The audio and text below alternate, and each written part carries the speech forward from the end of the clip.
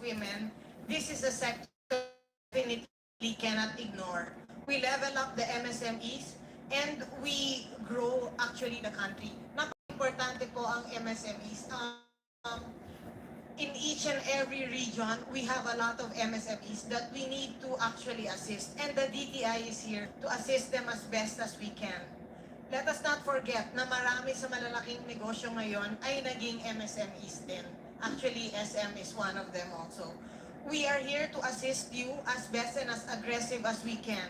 There are 18 regional offices nationwide, and we also have 1,400 negosyo centers nationwide. Pwede po tayong lumapit doon para matulungan namin kayo and makapagsimula kayong ng negosyo or mapaglago ang negosyo nyo.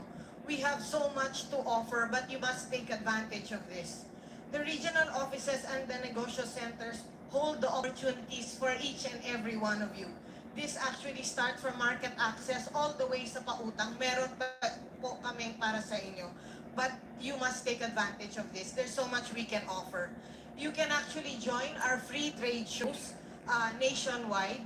We also have trade shows globally. So ang dami ng lumago, ang dami na ring negosyo ang nag-level up dahil sa pagsali sa trade shows. The trade shows have gained 207% in terms of sales, and our export is also up 10%, the highest ever from the beginning of time. And this shows that the Philippine products are really ready for the global market. So again, this is all under the Marcos administration. So let's continue to support the different businesses para lumago po sila. We have also seen opportunities in the agriculture sector, and we must take advantage of this. The businesses, when the businesses levels up, even the MSMEs level up, there are jobs that it provides. So kailangan po natin magtulong-tulong. We definitely cannot do this alone. Now it's the National Women's Month. The DTI through SB Corporation, which is a bank under DTI, has set aside 2 billion pesos for the women in business, women-led business, and women enterprises, and those women that want to start a business. This actually 1 year no payment of principal and interest, all the way up to 5 million, and also this is no collateral. So again, for those women that are in business, let's take advantage of this. Just go to sbcorp.gov.ph. Online po ang pag-apply dito. There are many opportunities from the Philippine government for you.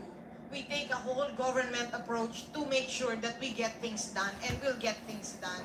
So to everyone that are into business, please avail of what the DTI can offer you. I've given a lot of my cards to all of you, so you can message me anytime and every time. Nais po ng ating Pangulo, si Ferdinand R. Marcos Jr., a Philippines where opportunity is not a privilege for the few, but a right for every hardworking citizen. His leadership reminds us that we are at our strongest and most effective when we move forward together. And now, it is my distinct honor to introduce the leader who commits to strengthening small and medium enterprises and securing a better future for our nation. Ladies and gentlemen, the President of the Republic of the Philippines, His Excellency Ferdinand R. Marcos Jr.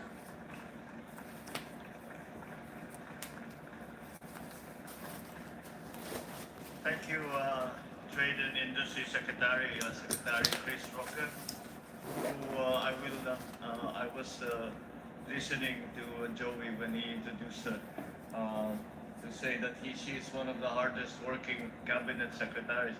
We should amend that one of the hardest working people that I know. And also, Go Negosyo founder, Joey Concepcion, another one of the hardest working people that I've ever met. And he is such an inspiration. Dahil kami sa trabaho ito, matagal na rin namin ginagawa ito na pinopromote natin mga MSMEs. But Joey has been doing this for decades. And it is clearly a labor of love for him. And we should be very grateful to have champions for MSMEs like Joey.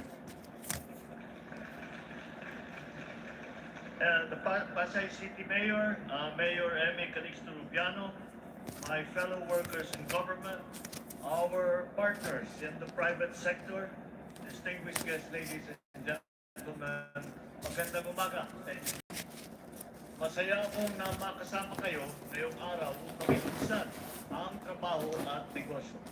Marami sa mga kababayan natin na nagsimula sa maliit na pangarap, isang food cart sa kanto, isang pwesto sa pasar, isang online store na pinapatakbo na nagsimula lamang sa kanilang mga bahay.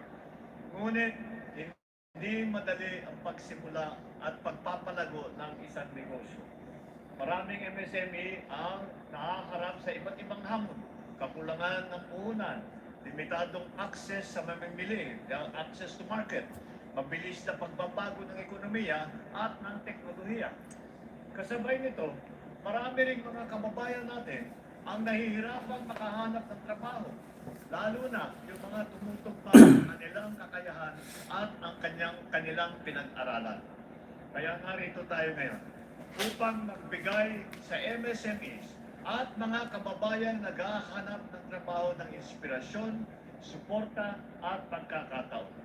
Today, we live in a very uncertain world. What many of us have studied and developed a decade or even just a couple of years ago are sometimes we find no longer relevant. Industries are being reshaped by digital technology and artificial intelligence or AI. Traditional jobs are transforming. The skills that were once optional, now they are essential. Naniniwala ko kaya makasabay naman ang mga Pilipino. Alam naman natin, kasalanan ng kaya makasabay naman mga abilidad at mga diskarte ang ating mga kababayan. Marunong tayong maghanap ng paraan. Hindi natin sinusukuan ang problema at kahit na ano ang hinaharap natin. Hindi handa ang makabagong mundo sa ating pag-unlad. Bagkus, gagamitin natin ito upang magtagumpay pa sa buhay. Panatilihin lang natin ang tiwala sa ating mga sarili. Huwag matakot sa teknolohiya. Pagbutihin ang ating mga kakayahan at samantalahin ang pagkakataon na dumadating sa atin. Tulad na lamang ng pagkakataong ibinibigay ngayong araw, ang trabaho at negosyo na programa ng Go Negosyo.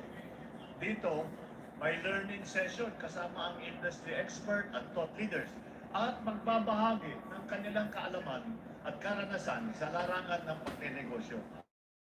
May job fair na nag-uugnay sa ating mga kababayan at employer mula sa iba't ibang sektor. May mga one-stop shop pa na serbisyo na isinasagawa ngayon para magbigay ng pre-employment assistance at advisory service ang ilang ahensya ng gobyerno gaya ng DTI, ng TESDA, BIR at iba pa. Makakaasa po kayo na patuloy ang administrasyon na ito sa pagpapaunlad ng kasanayan ng ating mga kababayan. Ang pagpapalakas ng mga programang makakatulong sa bawat Pilipino na makahanap ng trabaho. Sa pamamagitan ng mas pinalakas na employment program, kabilang na ang skills training at business mentoring, mas napapalapit natin ang trabaho at pagkakataon sa ating mga mamamayan. Noong nakaraang taon, nakapagsagawa tayo ng mahigit 2,300 job fair sa buong bansa. Mula rito, higit 74,000 na job seeker ang kaagad na nakatanggap ng trabaho. Itong Enero lamang, 47 job fair na ang naisagawa natin at mula rito, mahigit 2,400 ang hired on the spot. Ibig sabihin, dito sa job fair pa lang, nakakuha na sila ng trabaho. Kasabay nito, pinapalawak din natin ang mga programa para sa reskilling, upskilling, at saka yung enterprise-based training ng ating mga manggagawa. Ibig sabihin, specialized training na po ito ang magtuturo ang mismo magiging employer ninyo. Para naman sa ating mga MSME, ginawa natin mas simple at mas mabilis ang serbisyo ng gobyerno. Sinisikap din natin na palawakin ang access sa puhunan at patibayin ang mga programang tumutulong sa paglago ng kabuhayan, yung pong binanggit ni Secretary Roque tungkol sa pagtulong sa pautang, patulong sa pag-job matching. Sa pamamagitan ng mga negosyo center, mas napapalapit ang mga serbisyo ng pamahalaan sa mga negosyante. Dito, maaari kayong mabigyan ng payo, magkaroon ng mentorship, at makakuha ng tulong upang mapalapit ang inyong mga negosyo sa mamimili. Inaasahan natin na ang mga programang ito ang magbibigay ng dagdag na lakas sa kabuhayan ng ating mga kababayan. Ang isang sari-sari store owner ay maaaring makapagpalawak ng negosyo sa pamamagitan ng itinatawag na e-commerce. Ang isang bagong graduate mula sa probinsya ay hindi na kailangan pang lumuwas sa Maynila upang magtrabaho, basta't may sapat na kasanayan at internet. We equip our people not only to survive, but to succeed in this changing world. Sa layunin ito ng pamahalaan, katuwang natin ang ating mga kaibigan at partners sa pribadong sektor. Through the advocacy of Go Negosyo, we promote a positive mindset towards business, not as a last resort, but as a strong complement to our collective role in nation building. Truly, we cannot diminish the role of the private sector in helping the government address employment gaps, from identifying skills needed by industry to easing the path of doing business in our country. Kaya't hinihikayat ko po, kayong lahat dito, na pakinabangan ang learning session. Gamitin po ninyo ang kaalaman mula doon upang mapalakas pa ang kakayanan ninyo dito sa trabaho at negosyo. Because when we build skills, we build confidence. When we create jobs, we restore the dignity of our people. And when we strengthen our economic foundations, we build a stronger nation for tomorrow. Maraming salamat po. Mabuhay ang mga negosyante at manggagawang Pilipino. Mabuhay ang bagong Pilipino. Thank you, Mr. President. And now may we request the President to kindly grant us a group photo downstage. We'd like to invite everyone to please come forward so you can be part of this monumental photo that we will be creating today para sa negosyo or Go Negosyo launch Trabaho at Negosyo. We'd also like to invite everyone to kindly please squeeze in towards the middle so we can find space for everyone. Lahat po na nasa likod, maaari pong sumama, lapit lamang po kayo. Alright, looks like everyone is ready. Sa ating mga photographers, handa na rin po ba kayo? Alright, ready at the count of 3. Give your smiles. 1, 2, and 3.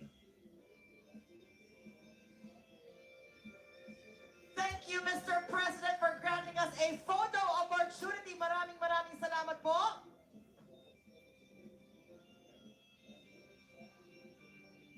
That concludes our program for today. Thank you, Mr. President, for gracing the launch of Trabaho at Negosyo. Once again, ladies and gentlemen, the President of the Republic of the Philippines, His Excellency Ferdinand R. Marcos Jr. Let's all give him a big round of applause, please.